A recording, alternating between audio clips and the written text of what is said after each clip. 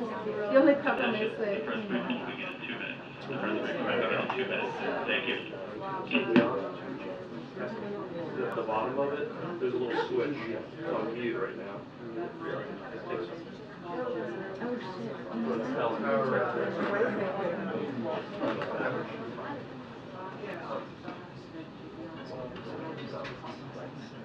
There it is.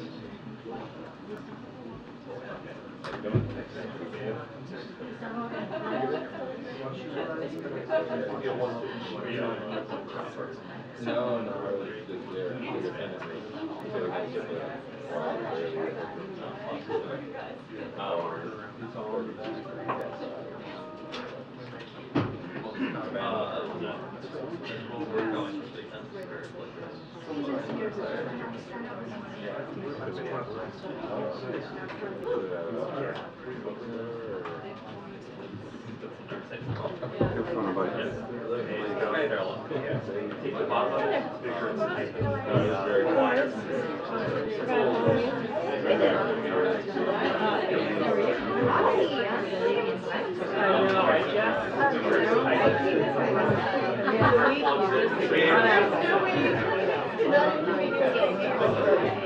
I know, look at me. In front of the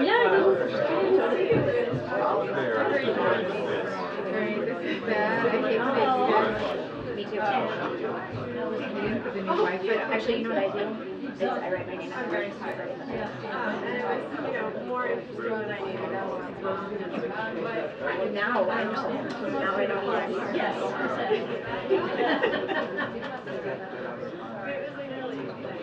Yeah, I'm afraid of having everything.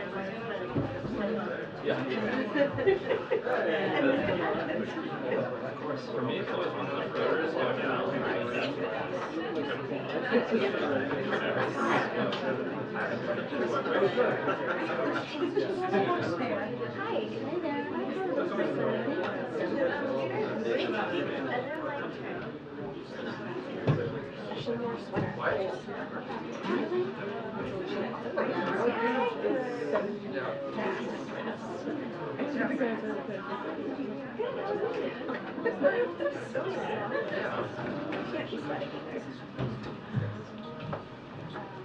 Good afternoon, everyone.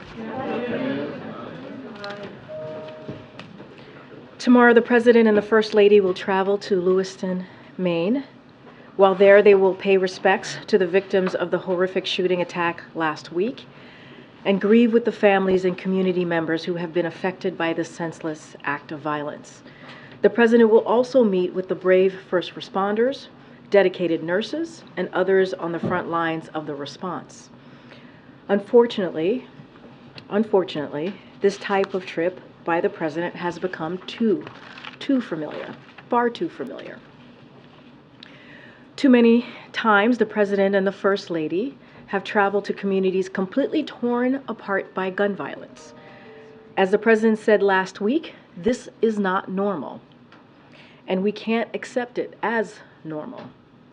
So while Friday will be a solemn day and a time for the President to be with Americans who are in mourning, he will also continue to demand that Congress act. They must pass an assault weapons ban. They must enact universal background checks. They must help states across the country adopt and strengthen red flag laws. In the meantime, this President will continue to do everything in his power, to end this gun violence epidemic. And I would note that Greg Jackson, the Deputy Director of the White House Office of Gun Violence Prevention, has been on the ground in Maine all of this week, helping to marshal a whole-of-government response to support the people of Maine. Today, as I've been talking about almost every day in the briefing room, is part of our 10 Days of 10 Drugs series.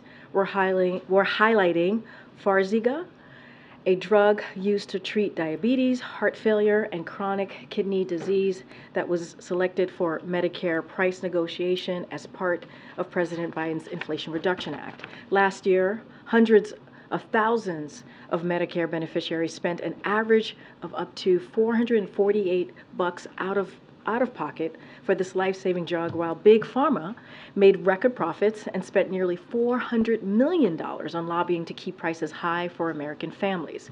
For years, politicians talked about taking on Big Pharma and allowing Medicare to negotiate for lower drug prices for seniors. President Biden and, of course, congressional Democrats finally got that done by passing the Inflation Reduction Act without a single Republican vote. As a result, insulin is now capped at $35 a month for seniors, and for the first time ever, instead of drug companies charging Americans whatever they want for life-saving drugs, Medicare will be able to negotiate lower prices for drugs like Farxiga. And finally, before I turn it over the past few months, you have heard scores of current and former national security officials, veterans, and hundreds of military spouses and families sound the alarm on Senator Tommy Tuberville's dangerous blockade on many and nearly 380 military appointments. Yesterday, Republican senators joined that call, and I will lay out a few quotes from some of them. Senator Republican leader Mitch McConnell said those holds are a bad idea. Republican Senator Joni Ernst said that Tuberville was using nominees as political pawns, and I do not respect men who do not honor their word. Republican Senator Dan Sullivan said that Tuberville's blockade is 100% wrong, will be remembered as a national security suicide mission, and a downgrade of our readiness. Republican Senator Lindsey Graham said, Senator Tuberville is doing great damage to our military. Let me say that again. Senator Tuberville is doing great damage to our military. Republican Senator Todd Young said Tuberville's holds just doesn't make sense to me. And Republican Senator Mitt Romney said, we recognize that there is a personal suffering as well as issues of military readiness, so we need to act. We need to act. Nearly all of them warned of the risk we face of service members leaving military service if its blockade continues. So we agree. We've been very clear about this for the past several months. These vacancies are causing serious damage to our military readiness and our national security. And they are causing stress and disruption to our military families across the chain of command and for military spouses and also their families. The world is too dangerous. It is too dangerous to play political games with our military. So we are pleased to see that the Senate is taking action. Senator Tuberville needs to end this damaging hold on all of our military nominees as soon as possible. Now, with that, I will turn it over to Admiral John Kirby from NSC, who knows this very, very personally, understands as well. Appreciate that. Thank you. Afternoon, everybody. Let me get my cheaters out here. I think you all heard the President address this earlier today, but thanks to his leadership and the intensive diplomacy that we've been involved in, more Americans have been able to get out of Gaza today. As the President said, so far 74 U.S. citizens and family members arrived on the Egyptian side. That's in addition to the 5 Americans who departed Gaza yesterday, and I want to stress that these numbers are changing in real time. Embassy Cairo has deployed a consular team to the Rafah crossing to support all these folks, make sure they get back to the embassy, and then we work with them on onward movement as appropriate. We obviously continue to be focused on getting as many Americans out as quickly as possible, and we still fully expect that more Americans will be able to depart, hopefully more today, but certainly we're looking for them to depart at a similar pace, if not better than what we've seen. But again, I want to stress again, it's a fluid situation. Obviously, intensive diplomacy has been underway to open up the Gaza side of the border for foreign nationals and for some wounded Palestinians as well. In times of crisis, of course, like this, we rely on our friends, and today's positive news would not have been possible without the assistance of Qatar or, frankly, the leadership of President Sisi of Egypt, who, of course, I think you know President Biden spoke to last Sunday. We're grateful for his leadership and his efforts. On the humanitarian side, yesterday, an additional 55 trucks with life-saving humanitarian assistance, including food, water, and medicine, were able to make their way into Gaza via the Rafah crossing. We're hoping that the number of trucks crossing into Gaza will continue to increase as well. We know that 55 more trucks, which brings us to more than 220 total since the 21st, is not enough. And we're going to continue to work to get more in there. Increasing that aid has been a top priority of the president and a keen focus of his diplomacy. Speaking of diplomacy, today the president's going to participate in 2 bilateral meetings. Actually, I think he's already done the one, met with President Luis Abinader of the Dominican Republic to discuss a host of shared priorities, including deepening bilateral economic ties, advancing our democratic principles and labor rights, as well as addressing the security situation in Haiti.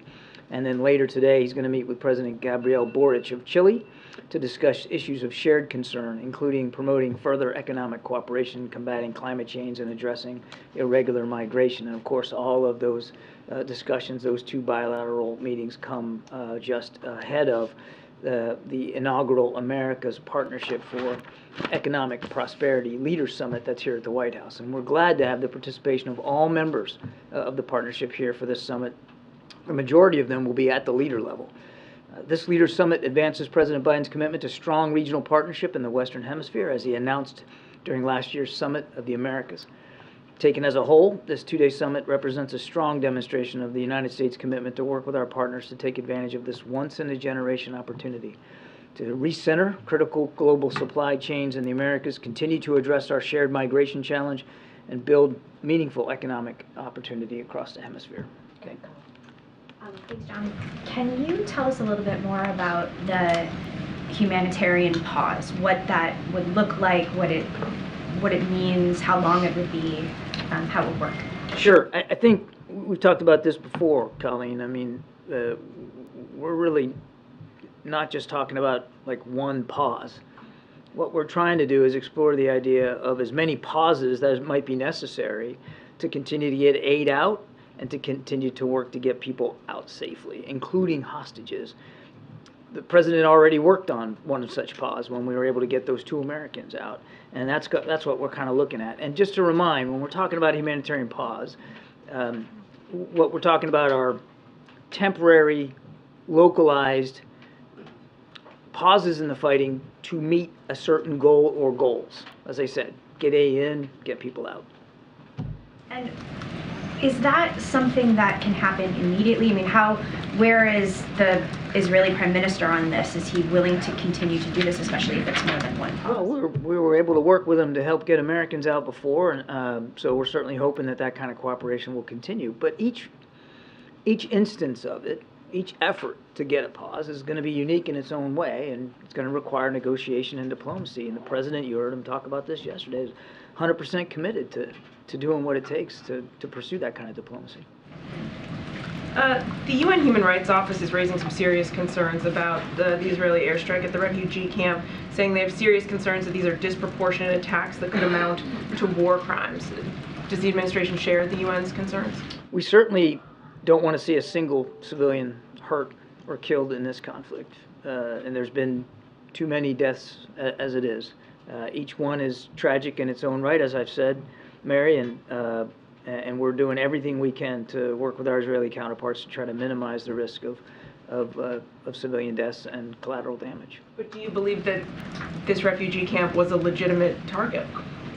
I'm not in a position to say it is or it isn't. As I said, these are questions for the Israeli Defense Forces. These are their operations, and they, and only they, can speak to their targeting decisions and the way they're conducting the operations. What we are going to do is make sure that they've got the tools and capabilities, including our perspectives and lessons that we've learned in this kind of warfare as they venture into these operational decisions, because they have a legitimate threat by Hamas, an organization that wants to wipe them off the map. At the same time, because you can do both, we're going to make sure that we're doing everything we can to help them minimize civilian casualties and get humanitarian assistance in. And one quickly on Tuberville. He's made pretty clear this morning again that he is not going to be changing his position. Would the president support changing the Senate rules to get around Tuberville's blockade? That's for the Senate to decide. The president wants, as Karine said, wants the hold lifted. I mean, you're talking about 375 officers at this point, 379 positions, because some of them are dual hat nominations. That's a whole lot of senior leadership that can't move right now. And let me just give you an example here, now that you made me think of it. Let's just take a look at the Central Command region of the world. I won't go through all of it. But here's some of the positions that are being affected by Mr. Tuberville, the 5th Fleet Commander. That's the fleet that's in the Gulf region. The Deputy 5th Fleet Commander. The Deputy Central Command Commander. The Defense Attaché to Israel. The Commander of the 380th Air Expeditionary Wing. The Chief of Staff at U.S. Central Command. Oh, and here's a good one. The Deputy Director of Strategy, Plans, and Policy for U.S. Central Command. The person that actually helps write our operational plans and executes policy decisions at that level. And there's more than that. I mean, it's beyond ridiculous that this one senator is having this kind of an impact on our operational readiness. And if you don't think it isn't, I would urge him or anybody else who doubts this, go on down to Tampa, Florida, and talk to the folks in Central Command about the priorities and what they're trying to do on behalf of our administration's policy in the Middle East, especially right now with everything going on. It's having an impact. And as Karine rightly said, it's also having a deleterious impact on family members and folks who can't get schools for their kids, can't buy or rent houses, don't know where they're going to be living next. It's absolutely ridiculous. Thanks, Kirby. The Vice President was over in London and said that if Israel and Ukraine aid were bifurcated, that the President would veto it. You over the last couple of days have explained that you would veto something with offsets, especially involving the IRS. But I wanted to be clear, if the President was presented with a clean Israel funding bill without Ukraine, he would veto that as well. The President believes that the supplemental requests that we submitted contains 4 really critical national security urgent needs: Israel, Ukraine, our Indo-Pacific resourcing, particularly when it comes to manufacturing of submarines, and of course border security. All 4 are important. And the whole idea of an urgent supplemental is you're submitting what you think are urgent requests, and the President wants to see all of them honored, all of them acted on by Congress, all of them together. We wouldn't have submitted it that way if we didn't believe that they all weren't important and should be acted on together. Obviously, you guys want to see them all 4 together, but lawmakers are trying to figure out right now how to kind of negotiate through this, and it seems to be sort of an unclear signal from the administration. So was the Vice President correct? He would veto an Israel-only bill if it didn't have other issues that you were concerned about? The President would veto an only Israel bill. I think that we've made that clear. Thanks, Admiral. The President keeps saying Israel needs to follow international law. Israel needs to follow international law. That suggests that he thinks that Israel isn't following international law, doesn't it? No. Why would he be saying that if he felt that Israel was doing everything it needs to do to prevent civilian casualties? We've been saying it since the very beginning, Nancy, that we want to see our good friend and partner abide by our shared commitments to the respect for civilian life and the respect for the law of war. We've been saying that since dang near the beginning of it. I've never heard him say that Ukraine needs to follow international law. So he seems to be making a point of this, particularly when it comes to Israel. Does that signify that he has... Well, these are different conflicts. Right. And Ukraine was the victim of a massive invasion by a neighboring nation. And their military operations have been, with the exception of the counteroffensive where they're going after Russian positions, been largely defensive in nature. It's a different situation than what the Israeli Defense Forces are doing inside Gaza, going after Hamas terrorists in a fairly aggressive way. Question about the evacuees. The President said 70-something dual citizens were able to make it out today. How many days do you anticipate it will take to get all of the Americans who want to leave out of Gaza? We don't know. I mean, as I said in my opening statement, we hope that that number can increase over coming days and we can get them all out very, very soon. Today's progress, I mean, yesterday it was 5, today so far, as you and I are speaking, it's 74. We're hoping that that number could increase throughout the day, hoping. So that's a good sign that the trajectory is going in the right direction. We want to get them all out as soon as possible, but I couldn't put you couldn't put a date on the calendar and tell you that's it. And just very quickly, is part of the deal that none of them will stay in Egypt, that they'll all leave and go elsewhere? That's going to be up to them. I mean, they're free citizens. You know, they're American citizens, and they've got families to look after, and that's why we're getting them all collected at the embassy in Cairo, and our consular staff who collected them verified all their identities, you know, got them on buses, and now we're going to be working on whatever onward movement they might want. Some may not want that, but we'll work that out individually with each family. Thank you, Karine. John, the Israelis are saying that referring to Jabalia as a refugee camp is a misnomer. Is that the position of the administration as well? I'll leave the Israeli Defense Forces to speak to their operations. And then on the bilateral with the with Evacuator, did the Dominican-Haitian border dispute come up, and what is the U.S. position on that? The discussion around Haiti was largely over the security situation in Haiti and our continued efforts to want to work with the international community to do what we can to hold those accountable who are causing that insecurity and the violence, but also to work on ways throughout the region to provide relief to the Haitian people. Thanks. John, so talking about getting Americans out of Gaza, President Biden said, "I want to thank our partners in the region and particularly Qatar." The leader of Hamas lives in Qatar. So why is President Biden thanking them for anything? Oh, geez, Peter. Let's take a step back here and look at this. Geez, Qatar was... They are a terrorist group that killed Americans and kidnapped Americans within the last month. Peter, Qatar has been helpful in getting those Americans out. I'm sure you would agree with me, and everybody at your network would agree, that getting American hostages out is a good thing. And Qatar was a key player in that regard. Qatar has lines of communication with Hamas that almost nobody else has. Now, I'm not saying that we support Hamas. Of course we don't. They're a terrorist organization. And Israel has an absolute right to go after them. But Qatar has lines of communication that not everybody else has. And it would be irresponsible. In fact, I would expect that you and everybody else in here would be going after me if we weren't doing everything we could and having every possible conversation we can have to get Americans that are held hostage back home with their families. If we weren't doing that, it would be diplomatic malpractice. Let me read something to you, if you don't mind. I think I want to put this into some context here. Let me tell you what we're dealing with Hamas. Oh, geez, this is your notebook, Karine. Sorry. This fellow at Hamas, a guy named Ghazni Hamad, he did an interview a couple of days ago. He said, "Israel's a country that has no place on our land. We must remove it because it constitutes a security, military, and political catastrophe to the Arab and Islamic nation and must be finished.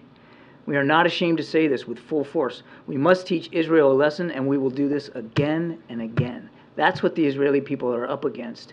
And that's the group that are holding innocent Americans as well as 200. And you're going to say, well, then why are you talking to them? And why are you? No, I'm not. If Qatar is no, so I'm helpful, not. why aren't we asking them to hand over the leader of this terrorist We are group? working with Qatar to get our people out and to help get aid in. That's a priority right now. And obviously, we're also helping Israel go after Hamas. And as you push the Israelis for humanitarian pauses, are they just supposed to sit back and let Hamas attack them and attack them and attack them and not fight back? We have been crystal clear that Israel has the right to defend themselves. I mean, my goodness. So pause means they can still shoot back. My goodness, Peter, we're giving them security assistance almost every day. But do we advocate pauses by both sides here, temporary, localized, to be able to get Americans out, to be able to get aid in? You betcha we do. That doesn't mean that we're calling for a general ceasefire. Hang on a second. There's a difference. There's a big difference here. And we understand that, as I said earlier, humanitarian pauses have to be negotiated, and you have to have a credible basis for doing it in a temporary, localized way. I would also expect that we would get a lot of criticism from you and from your network and others if we just eschewed the whole idea of some sort of temporary pause so that people couldn't get out. I mean, we're doing exactly what you should be doing to try to look after these folks. So a pause does not help Hamas? A temporary pause that's localized, that would allow us to get aid in and to get our people out, is a good thing for the people of Gaza. It's a good thing for the Americans that are being held hostage. And it's not going to stop Israel from defending itself, because the security assistance we're providing continues to flow. And a temporary pause doesn't mean a general ceasefire where the war is over. It means pause, only temporary, for a specific purpose. MJ, the temporary ceasefire that the president said he had convinced Prime Minister Netanyahu to put in place to get the Renans out. Can you tell us more about that? Was it localized? Was it for a short period of time? Just anything about the parameters of that? No, I won't go into the details of that, since we're going to be trying to see what we can do to get additional temporary pauses, humanitarian pauses in place. But in order to move hostages from where they were being held to safety, it does require a short pause in the fighting so that you can do it safely. I mean, why wouldn't you? I mean, it would be completely unsafe and irresponsible if you weren't trying to find some safe passage for a hostage that you got released while there's an area of combat going on. Andrew, Admiral, earlier this week you had said after the first airstrike in Jabalia that it's obvious to us that Israel is trying to minimize civilian casualties.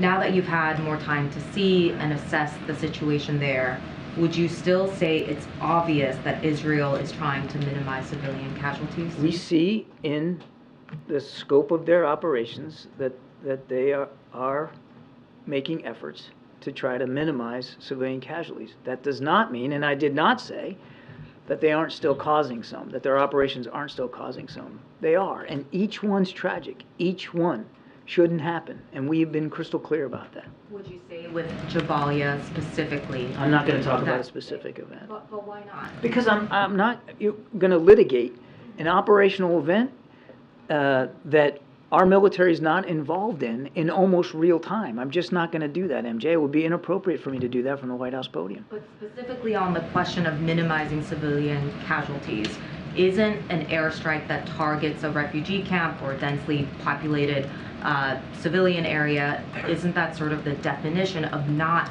minimizing civilian casualties? That is a question for the Israeli Defense Forces. They should have to answer questions about the decisions they're making on the battlefield and how they're doing their targeting and how they're doing their operations. We're not gonna throw it in from the sidelines here all the way in Washington, D.C. I'll just tell you again what I've said 100 times already.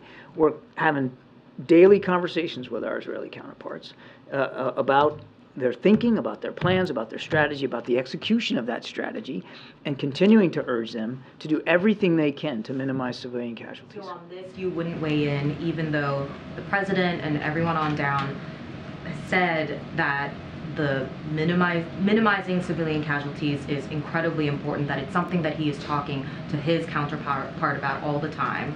What I said was, I'm not going to weigh in from the podium and make public, provide public analysis in near real time of operations that U.S. forces aren't involved in. Thank you.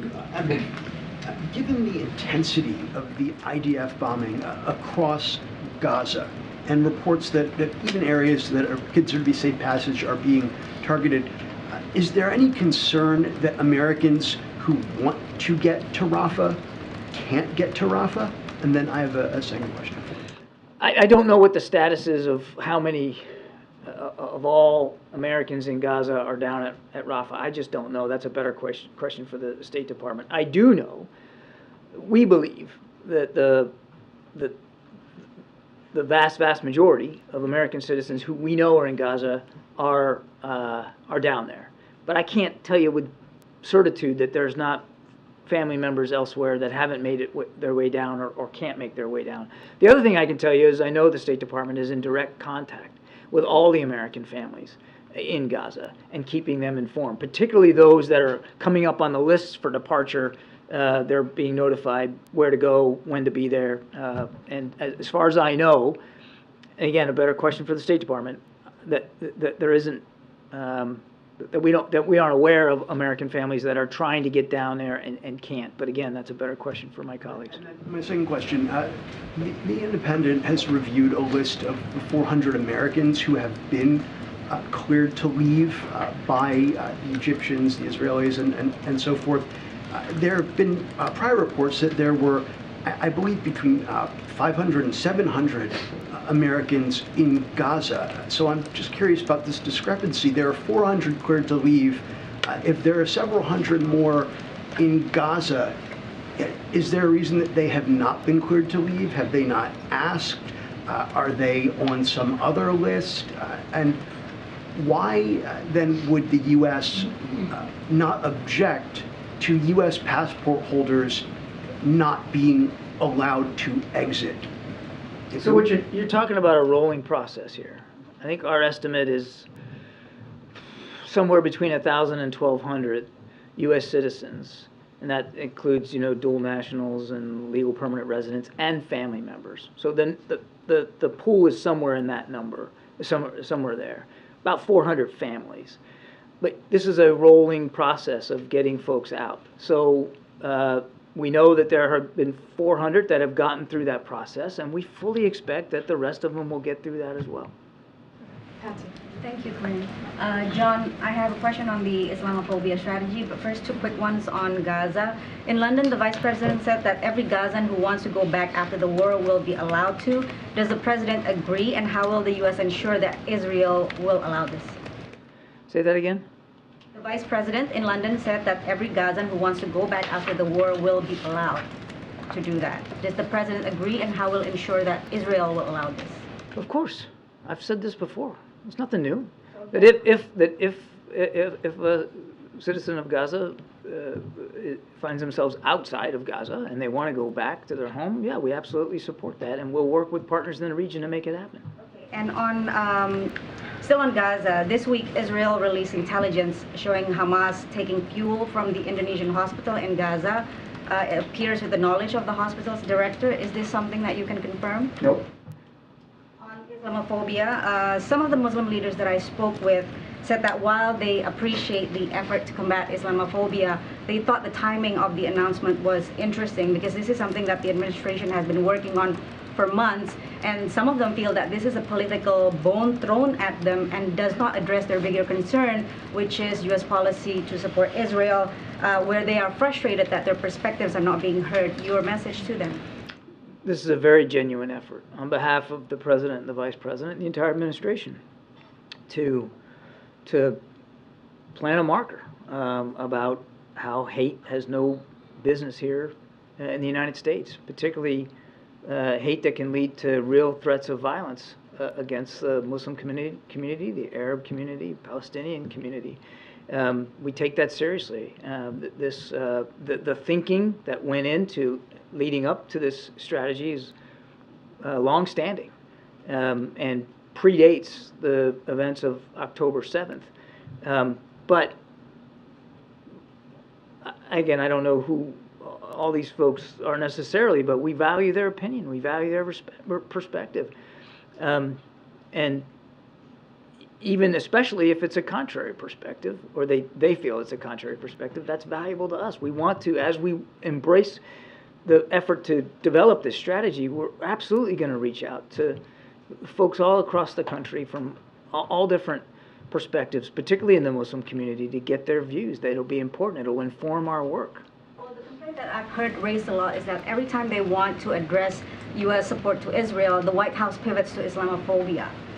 Is that an accurate assessment? How would you respond to that? I'll let them speak to their opinion of our work. I can tell you that this strategy is born from a genuine desire to go after the kind of hate in America that could lead to real threats of violence against real people, our fellow citizens who are of the Muslim faith or in the Arab community and Palestinian community. I mean, that comes from a genuine, instinctual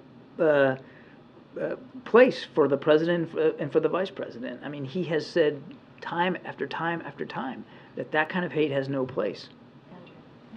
John, I just want to go back to what you said about your conversations with the Israelis and trying to encourage them to minimize civilian casualties. You said that you're trying to impart some of the lessons that the U.S. has learned.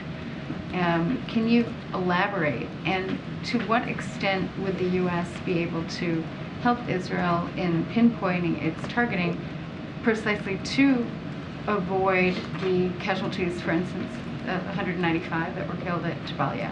I mean, what do you have to offer? What can you offer? How can you help Israel minimize casualties? I mean, look, we have a lot of experience in what's called urban warfare. In Iraq, Afghanistan, I mean, think about Mosul, think about Fallujah, places like that. And one of the reasons why we dispatched a few senior officers to Israel not long ago was to share some lessons learned about how you conduct operations against a terrorist network inside an urban environment such that you are minimizing damage to civilian infrastructure and absolutely minimizing loss of life to innocent people. And there are things you can do on the ground that you can't do from the air, particularly if you have good intelligence. And so I think those were the kind of conversations that we were having with our Israeli counterparts. And on your second question, I mean, there's no plan or intention for the United States to get involved in the targeting process. These are Israeli military operations, and the Israeli Defense Force, they're leaders. They're making these decisions. They're executing these operations. What we are doing is making sure that we are giving them the tools, including perspective and advice, but also weapons, to be able to conduct these operations in the most efficient way possible and in a way that, again, minimizes civilian harm. Can I just follow up? If the U.S. is providing weapons that are intended to minimize harm, but then we see large civilian casualties in places like Jabalia, does the U.S. bear some responsibility by providing the weapon? We are not making the targeting decisions. The Israeli Defense Force are making the decisions. We are giving them the tools and capabilities they need to defend themselves against what I just read as a pretty dire, chilling threat. I mean, these guys want to wipe them off the map. They don't believe they even have a right to exist. They have every right. In fact, they have a responsibility that are people to go after these folks, and we're trying to give them the tools and capabilities to do that. But in addition to it is our perspective, our lessons learned, our advice about how to do it in a way that minimizes civilian harm. Are you going to increase the number of officers that are providing this advice? And then I have a real quick question on Chile. I know of no other decision to send more officers over there. The ones that went over are now back. They're not still there. But obviously we have terrific communications with our Israeli counterparts. Okay, and then on Chile, the president of Chile will be meeting later with the president or shortly. Chile has recalled its ambassador from Israel. You know, obviously there are countries in Latin America that have also recalled their envoys and have broken ties. Bolivia has actually broken ties with Israel. You know, do you see this being a big topic today? And what will the president say to the president of Chile about this decision to recall an ambassador? Well, I'm not going to get ahead of a conversation that hadn't happened yet. But obviously, each country, these are sovereign nations. They have the right to handle their bilateral diplomatic relations in the way they see fit. We're not going to lecture to people about how they handle that. I don't know, to your other question, I don't personally know of other nations that have recalled their Israeli ambassador, but obviously that's for them to decide. What we've decided to do is what I've just told you about our goals and our support for Israel, and we can speak to that. This might be repeating something, but I just want to be fully clear that, so when the president said last night that he convinced Prime Minister Netanyahu to do a ceasefire, he was referring to the 2 Americans that got out.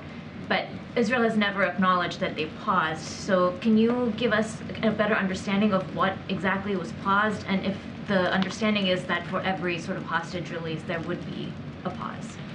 I'm not going to go into more detail than what we've already put out there publicly. We were able to help negotiate the release of those 2 Americans, and that's a good thing. And in order to be able to get folks out, you got to make sure they can do it safely. And that's what the president was referring to. Admiral, switching gears from Gaza to Israel's northern border, tomorrow Hezbollah's leader is expected to make his first public comments since the war broke out, and the group has said that it mounted 19 simultaneous strikes on Israeli forces just today using guided missiles and other weapons. So what does the White House expect to hear from Hezbollah's leader tomorrow? And if the goal of the administration was to prevent a wider war, isn't that starting to happen with so many engagements with Israeli forces already? Well, we'll wait to see what he says. I mean, I don't think he's calling in asking for our talking points, so we'll see what he has to say. Our message to him and anybody else is that if they're thinking about widening and escalating deep in this conflict, you shouldn't do it. We've got significant national security interests at play here. We've proven in the past we'll protect and defend them. We'll do it again in the future. But how concerning is it that there have been consistent engagement with Israeli forces? Obviously, we're concerned about continued attacks on Israeli forces there in the north, as are the Israelis. But I don't believe we've seen any indication yet specifically that Hezbollah is ready to go in full force. So we'll see what he has to say. Thank you so much for this opportunity. Mr. Kirby, as you know, Afghan refugee in Pakistan, there's a lot of problem. Pakistan pushed them and police, make a bad deal with them to force them to leave Pakistan, although they don't have any opportunity in Afghanistan. Any comment, there is any possibility to United States bring them to Pakistan, some pressure to give them more chance? We let Pakistan speak to their policies with respect to refugees and asylum seekers. Obviously, we want to see all nations do what they can to help refugees and asylum seekers, and that certainly includes our Pakistani friends with respect to Afghans who are trying to flee. Thanks a lot, Karine. John, over the past 3 weeks, you've expressed from the podium your opposition to a ceasefire. Now you're advocating for a humanitarian pause. That's the way you described it. What's the difference between the two, and is it a two-way street? Is a humanitarian pause one in which there would be essentially no fighting from the Hamas side at the same time that there's no fighting from the Israeli side? So a couple of things here. First, you said now we're advocating. This is something we've been talking about now for several days. In fact, Secretary Blinken brought it up at the UN, believe late last week. I mean, this is not some new idea that we're just introducing into the intellectual pool here today. And I'll repeat it again. When we talk about a general ceasefire, we're talking about a stoppage of fighting all across the front, if you will, all across the battle space, where neither side, everybody lays down their arms, and it's a general ceasefire. Usually, when you're talking about a general ceasefire, it is about trying to find a cessation to the hostilities, to try to get to a truce, right, or to some sort of end of the war. That's what we mean by a general ceasefire. And we aren't advocating for a general ceasefire at this point. As I said earlier, we believe that a general ceasefire would benefit Hamas in providing them breathing space and time to continue to plot and execute attacks on the Israeli people. A humanitarian pause, when we talk about that, it is temporary, localized, and focused on a particular objective or objectives. Humanitarian aid in, people out. And in a pause, again, each one would have to be negotiated separately and distinctly, but the general idea is that in that geographic space, for that limited time, there would be a cessation of hostilities enough to allow whatever it is you're trying to allow. Does that make sense? Does that lay it out? It does. You've spent most of your professional life in the military. I don't know the answer to this question. Was there a time in the U.S. fight against al-Qaeda in which the U.S. implemented humanitarian pauses? I'm not aware of any, but I would remind you that al-Qaeda, wasn't in possession of 200 hostages in Iraq or Afghanistan, and it's a different situation. But that's what we're talking about here. Thank you. Senator Durbin became the first U.S. Senator to call for a ceasefire today. Do you have any response to that? I know you have said that would benefit Hamas. Is there an analysis about how long this process could go before it no longer benefits Hamas to have a ceasefire? And how are you doing that analysis, especially as additional lawmakers call for ceasefire? Well, there's no change to our view right now that a ceasefire is not in the best interest of the Israeli people and the Israeli government, who are trying to protect those people. That's where we are. Secondly, about the communications blackout in Gaza. You spoke about this a few days ago. You said that the U.S. played a role in getting that reversed. Yeah. There was another report about a blackout yesterday. Is it the U.S. position that communications blackouts, cutting off internet, cutting off phone access, is against U.S. policy for Gaza at this point? There are times in military operations where you want to limit your enemy's ability to communicate. And we've seen that in the war in Ukraine. Both Russia and Ukraine trying to limit each other's ability to communicate, and sometimes that means in the execution of that task that you're also shutting down sectors of the public communication vehicles. So, I can't sit here and tell you that in warfare, either side might see benefit in doing that and a legitimate need to do that, to shut down an enemy's ability to communicate amongst itself, move its forces around, make decisions, execute command and control. But in this particular case, we felt that such a blackout was specifically hampering the ability to get humanitarian assistance and hampering the ability of humanitarian agencies to communicate with their people on the ground to try to solve a level of desperation that we just haven't seen in a very, very long time. And so we did not believe that it should continue, and we did have a hand in helping get it stopped. Michael, and then we got to wrap it up, guys. Thanks. John, on the subject of hostages, Hamas says that at least 7 were killed in these Israel strikes on this Jabalia refugee camp, including at least 3 with foreign passports. Does the U.S. think those numbers are accurate? And of those 3, do you know if any of them were Americans? No, sir. I don't have any information to verify those claims. Great, Phil. Thank you. I wanted to ask a quick question about Ukraine and then a follow-up to something you said previously. In an interview with The Economist, Ukraine's top commander acknowledged that his forces are locked in what he called a stalemate, and he went on to say that there's no chance that a significant breakthrough in the front there is imminent. Obviously, the president continues to say that the United States will stand with Ukraine for as long as it takes, but is there, in the months and years ahead, is there going to be a updated strategy required, perhaps more advanced weapons, or perhaps more of an appetite for negotiations? Well, certainly we'll let Ukrainian leaders speak to their progress or lack thereof. That's really for them to talk about. I think it underscores how important it is that we continue to support Ukraine. I can't stand here today and tell you that it's going to lead to this particular weapon system or this new capability. We are evolving and have evolved what we provided Ukraine as the war itself has evolved, and I suspect that process will continue. It would be eminently easier for us to do that if Congress would pass a supplemental funding that supports Ukraine, because it's not only about capabilities for Ukraine, there's a big chunk of that goes to replenishment ability for U.S. For our own inventory. And then you said moments ago that the president would veto an Israel-only bill, but you also noted that each of those 4 categories, I believe they were Ukraine, Indo-Pacific, the border, and Israel, they were all critical, and that's the point of supplemental, that you do it as the need occurs. So can you kind of take us into the president's mindset here? Why not triage this, and as you have opportunities to meet those critical needs, why not take them as they come rather than wait and try and deal with them all at once?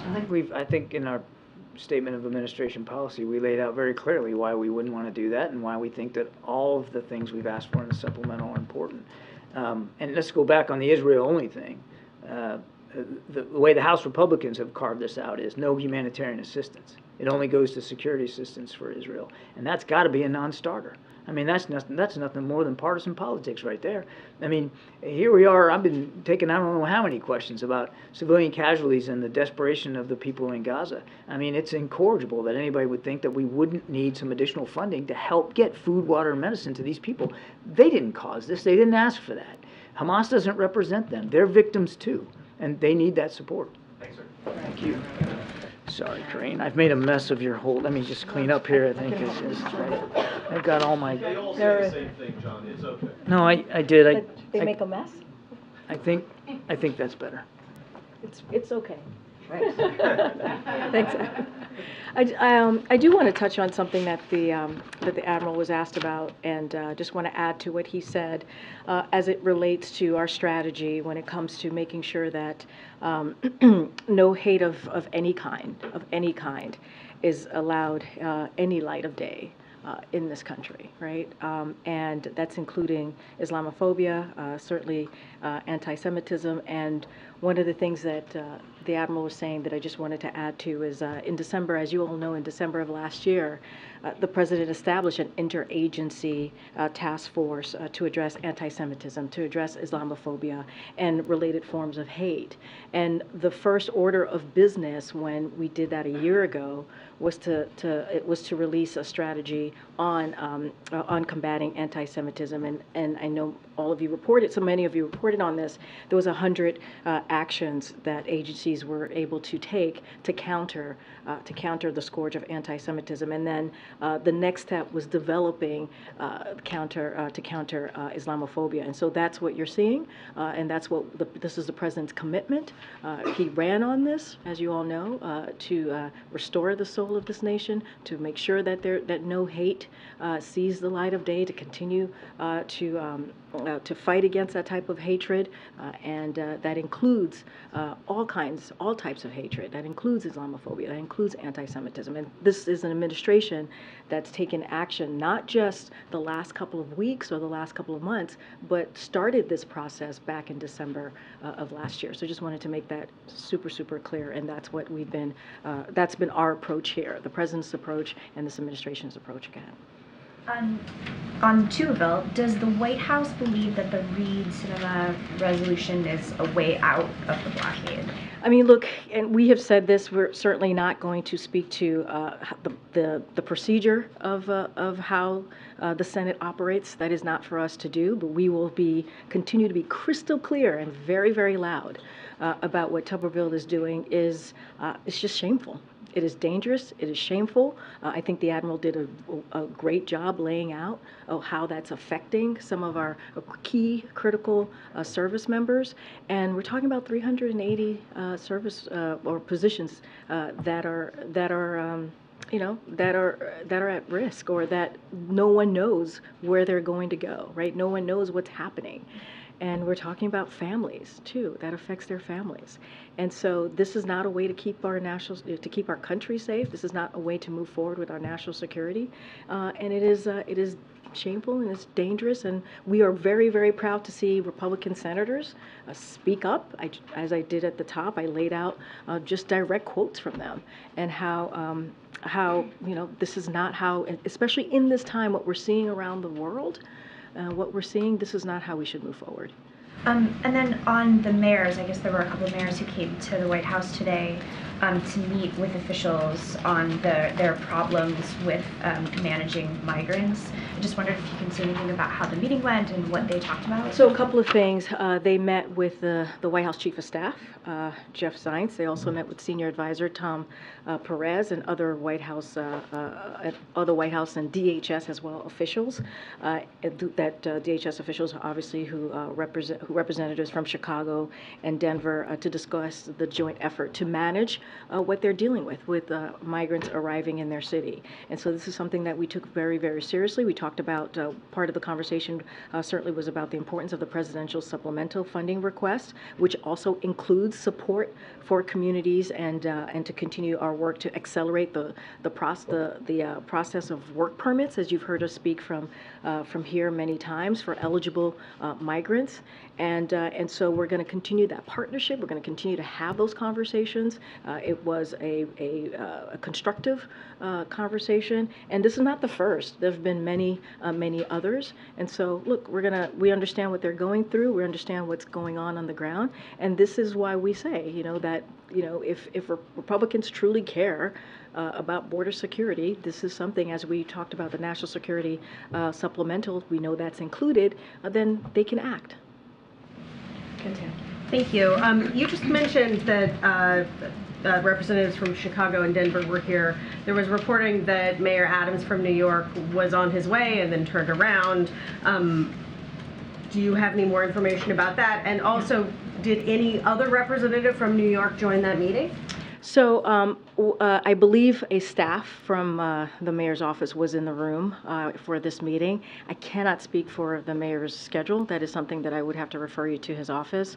But you know, you saw the reports. I just can't speak to, obviously, I can't speak to his schedule and why he could not attend. And completely different, a government shutdown is about 2 weeks away. If something doesn't happen. What are your expectations there? The speaker today was talking about something called a laddered continuing resolution. What is the White House position on that concept? I mean, look, we've been clear when we were here the last time, close to a government shutdown that thankfully was avoided. Look, you know, they have 2 weeks. Congress has 2 weeks to do their jobs. As you just stated, they have 2 weeks to honor their word to avoid a shutdown. That's what they have to do.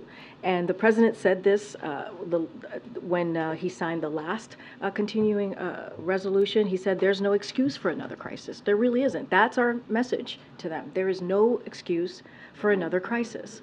They have to do their job, and they have to honor and avoid a shutdown. Would the president sign a continuing resolution that has this laddered structure so that different agencies would have different expiration dates? So look, what I will say is that they have to do their jobs. They have to make sure that they avoid a government shutdown, not going to get ahead of whatever process they're going to move forward with. The president wants to see them avoid a government shutdown. And so we'll see. We'll see what they do. Let's see if they're able to do their jobs. Was the White House concerned to see Senator Menendez attend a classified briefing on Ukraine yesterday, given that he's been accused of aiding a foreign government? So look, and I've said this before, this is very serious. The investigations, we take them very seriously. I don't have anything to say about, to comment about the meeting that he attended, the classified meeting that he attended. Just not going to get into that from here, but obviously we take this very seriously. Yeah, I just want to follow up on the Islamophobia question. With this initiative, are you going to be reviewing laws and regulations that are in place across the U.S. government that are targeted at Muslims and you know, not just in the federal level, but also the state and local level? Do you see some scope for those measures to be rescinded? And in what kind of time frame is that even possible? So look, we're definitely going to, one thing I can say is we're going to continue to have conversations with community leaders, advocates, and members of Congress and others as we, move forward with the strategy. This is something that this entire administration takes very seriously, and make sure that every American has the freedom to live their lives. Certainly we can get you more specifics on what this is going to, the strategy is going to look like, the breakdowns and the agencies that are going to be involved, and I can't speak to specifics of investigations or penalties of that nature, but this is the beginning of it, and certainly this is something, like I said, the first step of order of business was back in May when we released a strategy on combating anti-Semitism, and this is the next steps, and certainly we will have more to share as the days go by. And on Maine, if I may, you said that this is, these visits are difficult and painful to the president. Are you planning to, after this latest shooting, is there any action that you're planning in terms of maybe bringing people together again, local officials? We've set the incident, the tragedy in Maine did cause Representative Golden to change his view on an assault weapons ban. Are you seeing any other lawmakers come forward that might have changed their view? And will there be any kind of a summit or gathering? There's a lot that you're asking in that question there, Andrea, and all very good questions. Look, one of the things that was so important for the office to be created, the Office in Preventing Gun Violence, obviously one of the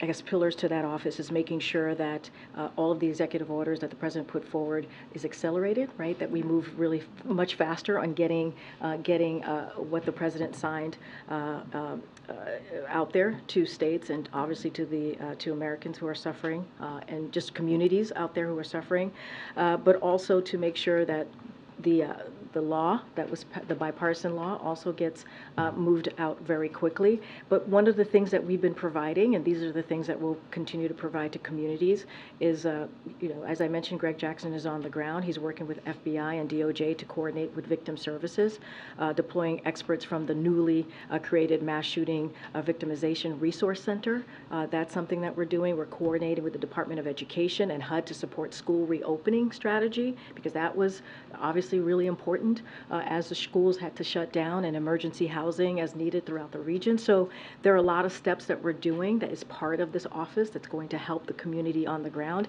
As it relates to Congress, look, we've been very clear. The president has done taken more than 2 dozen executive actions to deal with gun violence. We believe there is more. This cannot be what we're seeing in Maine and other places, cannot be the norm, right? And so we've been very clear that more needs to be done. We've been very clear on that, and we've asked Congress to take legislative action in order to truly deal. If they want to save lives, that's what they need to do. They need to pass an assault weapons ban, enact universal background checks, require safe storage of guns, and immunity from liability for gun manufacturers, and across the country we must strengthen the red flag laws, and that is something that we see the Department of Justice taking action and creating a model red flag legislation so that other states can move forward. So there's a lot of work to be done here, a lot of work, and it started here with the 2 dozen executive action. Obviously there was a bipartisan piece of legislation that's now law that the president signed last year. Now we need more legislation. That's what we need to really truly save lives. The governor maybe to the non-Andreas in the room, I'm just asking. Go ahead. The governor has started an investigation now into mistakes. Is the federal government able to provide any assistance in that? Are you troubled by the reports that we've heard that so many clues were missed? And there was a call this morning about $334 million going into community policing and things like mental health of police forces and things like that. Is there any funding that you're thinking about making available to help local law enforcement do better in terms of identifying potential shooters? So the commission to probe that the governor announced, we believe, of course, that the community needs answers. And so this is going to be something, obviously, that we support. And the president has told the governor, since the strategy unfolded, that Maine has its full backing from the entire federal family, and will provide resources. And obviously, the Department of Justice, the FBI is on hand to assist in any way.